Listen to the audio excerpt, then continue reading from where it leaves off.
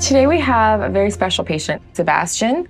He's got a very, very, very rare disorder. And I'm talking to specialists from all over the world. So I actually see conditions like this where the skin becomes severely hypertrophic and calluses form, and there's not much you can do for it.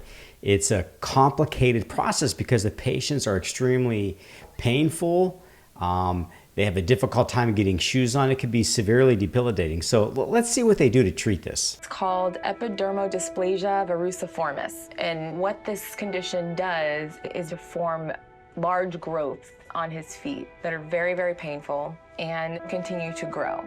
So let's talk about this. There's not a medication that you can take to get rid of this. It's kind of like a plantar's wart, except it's not one specific lesion growing.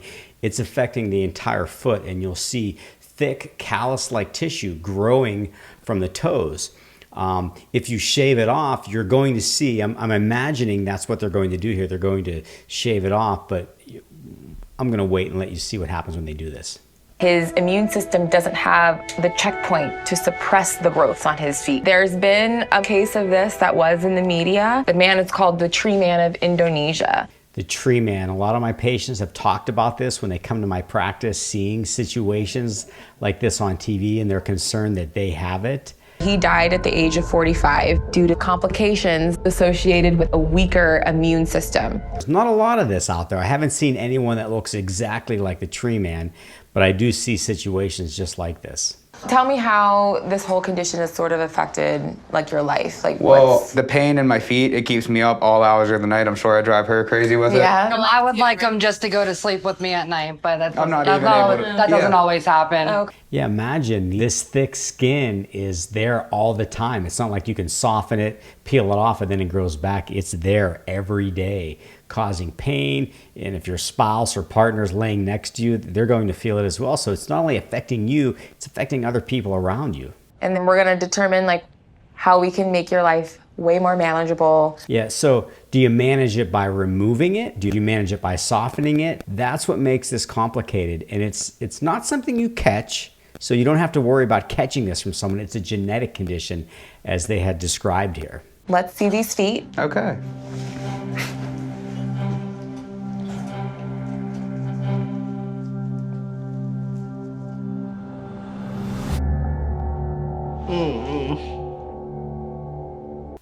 And I think some patients live with it so long they're embarrassed to come into the doctor's office. I've come across really bad growths before, like really bad, but I have never seen a case like Sebastian's before, ever. Those feet are shocking. I've had a couple cases that were worse than this. One of them you could see on my YouTube channel. I'll put a link in the description, and I'll link it here as well so you can click on it. But it is debilitating, and I will tell you, when you treat it, you're only temporarily helping the patient because it grows back. And you're going to see here with what they end up doing to treat this, it's only temporary.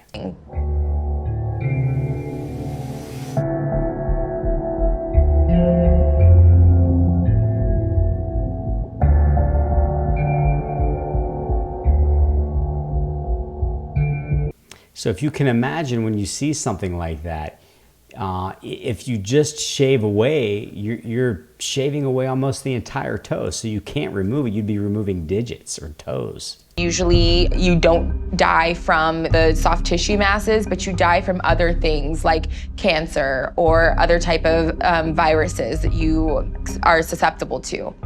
So what she's explaining is it's an autoimmune type of problem where your body is, your immune system is weakened, and that's why your skin is allowing this condition to grow. So they typically will have other immune-related illnesses that puts them at risk for sicknesses, so they won't die directly from the skin condition or an infection from the skin condition. They'll die from some other type of illness that they'll contract because of the weak immune system. I don't want to remove all of this and leave your skin exposed. Yeah. Because your immune system is compromised.